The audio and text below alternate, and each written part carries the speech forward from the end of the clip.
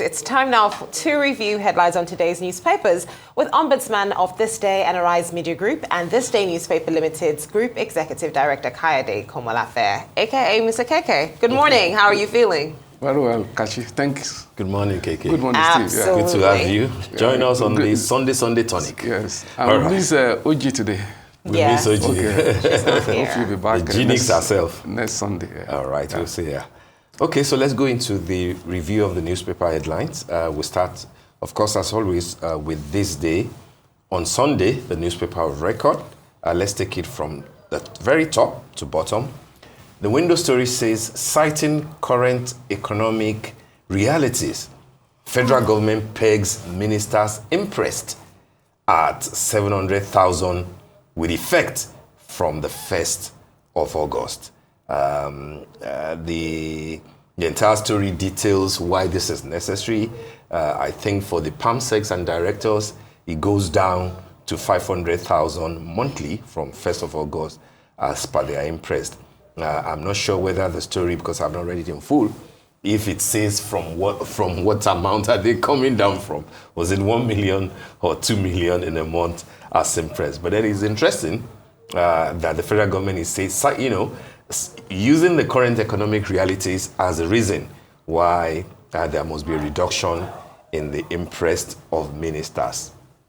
I thought that we were stabilizing, and I thought that we are negotiated the curve, economically speaking.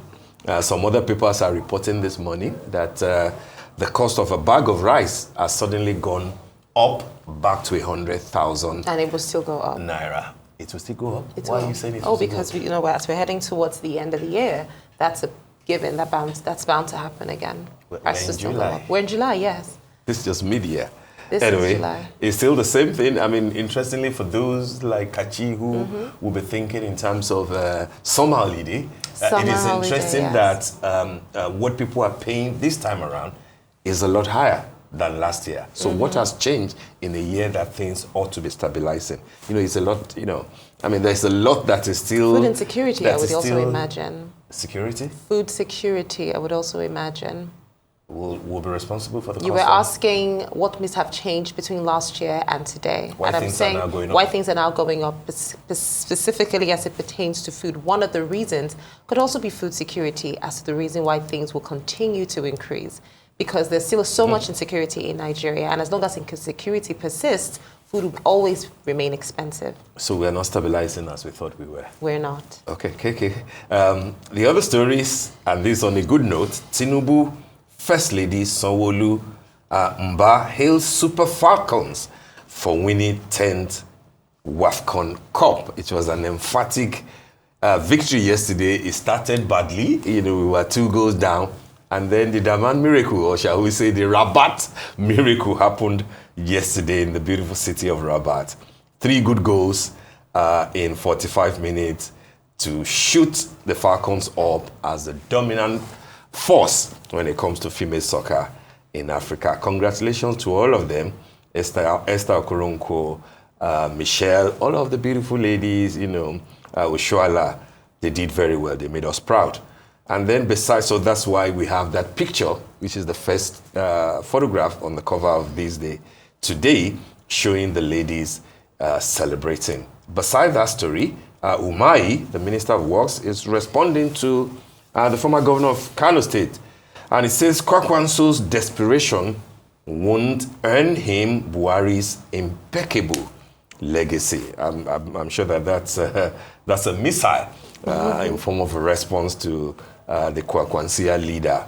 But I'm not sure what the Minister of Works means by impeccable legacy. I thought the whole point of what the current administration is doing is to undo the misdeeds, economically speaking, of the immediate past regime. How impeccable, therefore, can Buhari's legacy be? Even though, he's got some legacy, in 1 or 2 areas, but then to say that they're impeccable, whereas the government is also trying to undo most of the economic misdeeds that is subjecting Nigerians to. The lead story itself says, Wike to Nigerians, resist political coalition seeking to destroy our country. Wike is talking, and the riders ADC, fear of intimidation preventing governors from joining opposition coalition. And David Mark says, North is bleeding. Only ADC can tackle challenges bedeviling the region. And votes must count in 2027, says Babachi Lawal. All of them speaking from the event. I think it is the third in the series for the ADC, the coalition of politicians who are seeking to unseat President Bola Ahmed Tinubu in 2027. But isn't it interesting that the man who at one point, just a couple of years ago, said that under no circumstance will he ever align with a party that was cancerous, that it was better for him to be dealing with his own malaria in PDP rather than go to where there was cancer. That's Nyesom Wike as governor of Rivers State. Now as the #1 guy in Abuja, by virtue of being the FCT minister, is now saying that racist politicians, so coalition, political coalition, seeking to destroy our country. Is he speaking as a member of the PDP or as a PDP with a leg in an APC administration? Interesting times, KK, but those are the stories on the cover of This Day today. Yeah, interesting times indeed. Steve, you're right. So the front page of This Day today is a mixture of politics, policy, economy, economy sports. and sports. Yeah. So I think it will be in order first to start with very hearty congratulations to our Super Falcons for doing us proud in Rabat. Now, the lead story of This Day today is political, as expected. If we go by your doctrine, Steve, that is what the readers... No, it's not my doctrine. It's not a doctrine. No, except just to say that, that the sociology of news, is one that invites a diverse perspective. The commercial part of yes, and what is topicality? When is still the prerogative of the editor. Okay, that's considered. Who is answerable to the board? Who is answerable to the board? Exactly. I agree. Now, but so you find similar stories, on the front pages of other papers: Tribune, Punch, The Nation, Telegraph. The Sun. Telegraph, especially all the newspapers, even Business Day. Even Business that Day is supposed to be business oriented. It's talking about coalition, that the coalitions are in tentacles. So basically, all the front pages are, politically dominated, if you will. But of course, the headlines emanated from different contexts. That is that is the context of the stories. Of course, are different.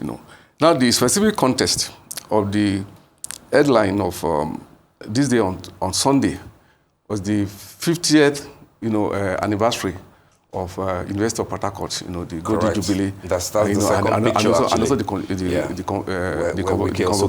He got an honorary doctorate degree. Exactly. So, as part of the convocation ceremony, honorary doctorate degrees were awarded to some prominent Nigerians, including the First Lady, Senator Oluremi Tinubu. Yeah, she was represented. Former Governor Katsina State, Masari. Of course, the Minister of FCT, who was awarded honorary doctor of political science, and also the Governor of Adamawa State. His Excellency Ahmadu Fintri, so they were honored. So it was in the context of that that Chief Nyesom Wike, it took politics to the ivory tower. to the ivory tower, yes, exactly.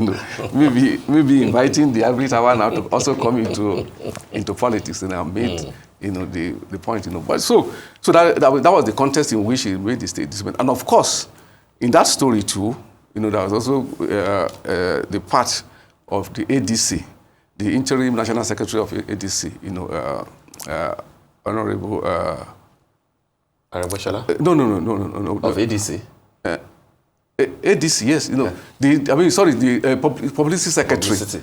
Yes, publicity secretary of of ADC also made the allegation that the reason why you don't have some of the APC governors joining the coalition, Yes. joining the ADC is because of intimidation. That fear of intimidation. fear of the unknown. That but as time that people should watch that with time.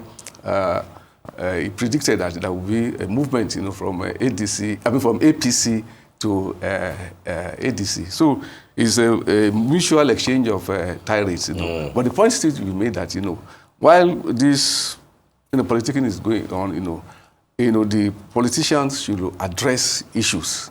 It should be based on program.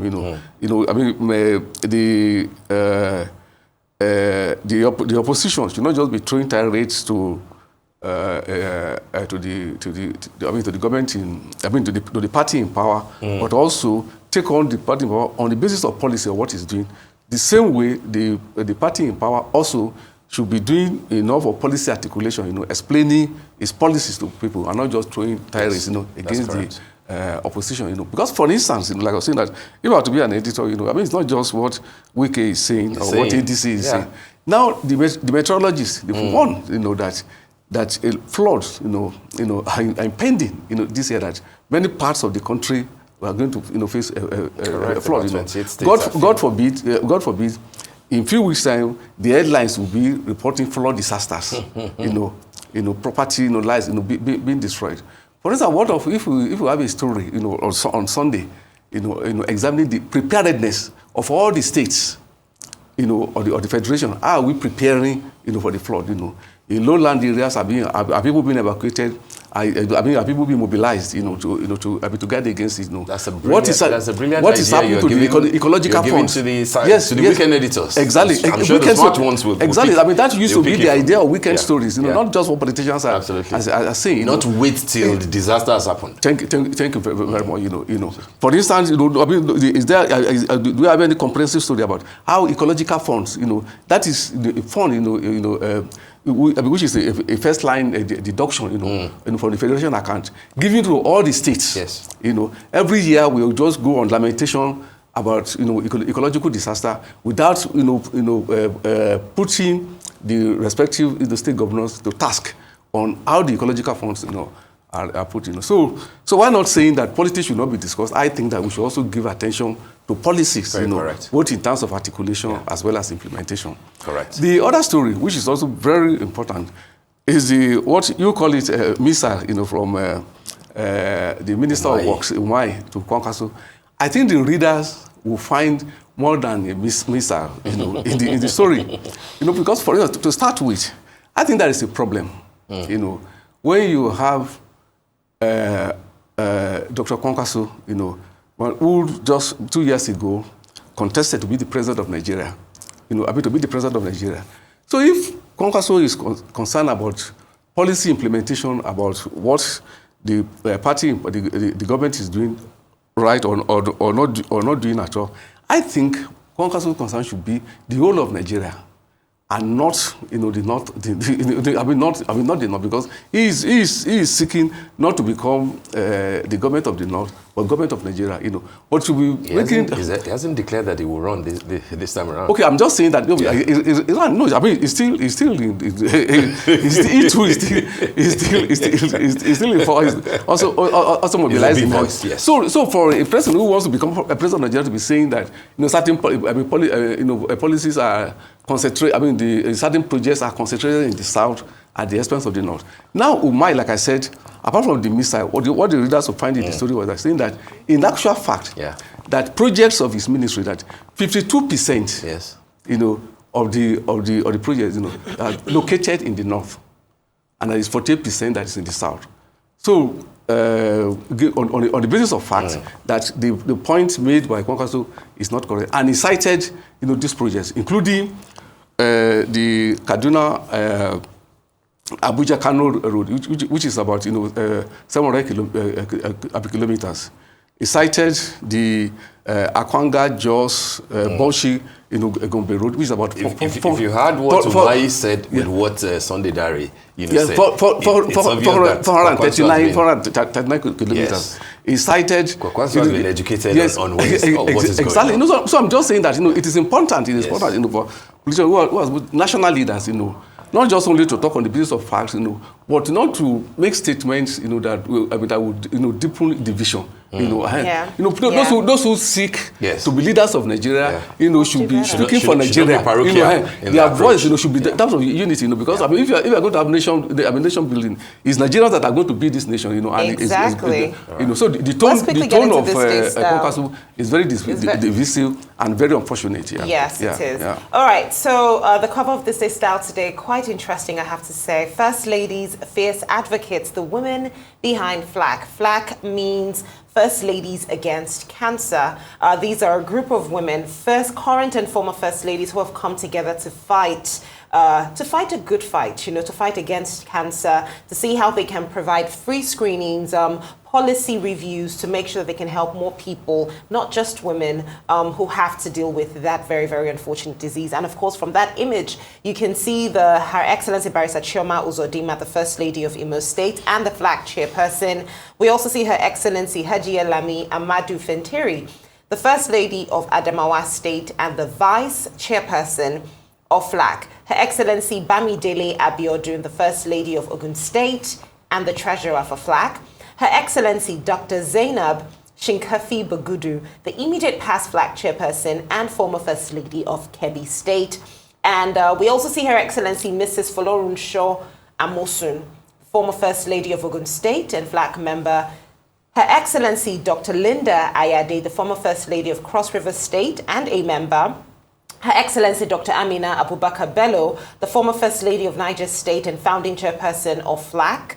And finally, Her Excellency Mrs. Eunice Ortom, the former First Lady, Benue State, and also a member. What these women are coming together to do is incredibly commendable. They're coming together to say, how can we deal with this issue that honestly affects a lot of women, especially women who are not even able to detect it early enough in order to treat it accurately. So they're saying early diagnosis is very important in saving more lives, and they're coming together to put together the funding and the power behind pushing policies that will resolve and solve this cancer problem, because cancer is a problem in this country. Very good, very thoughtful. Kudos, to the First Ladies, in this advocacy and the strategic partnerships with the, like the editor's note, to that cover story, puts it, what they are doing, just shows that, you don't like some of them are former First Ladies that you don't have to be in office to make an impact. To make an impact. So I think it's a very commendable advocacy. Few seconds before we go, kudos to them before we go. Sunday Telegraph is saying on the window today that 1 year after Supreme Court verdict, 774 councils received 4.6 trillion FAC allocation, but then there's a caveat. State governors still stifling autonomy of autonomy of the local government. And then Punch, to round it all up, is saying that 2027, the lead for Punch today, APC Christian chair reignites Muslim ticket debate. Northern Can PFN differ on same faith candidacy. Catholic Bishop urge patience.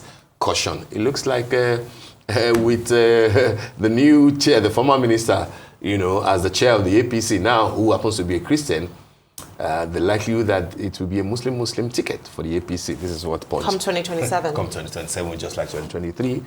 Very briefly, your thoughts, KK. Will it be a factor? Maybe we should wait for APC to conduct its primaries. Right.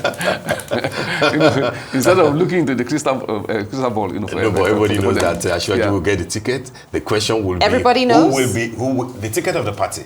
Okay, But who will be his running mate? And people are saying, given that it was only one state that APC won in Northeast, in 2023, which is Borno, to remove Kashim Shettima from the ticket might be a problem. Might be a problem. But of course, thank you KK, so much. Thank you very much. Pleased to be here. Big time, but then he went very fast. You did. Thank you so much for being I think here. the stories were Enjoy your interesting weekend. in this day.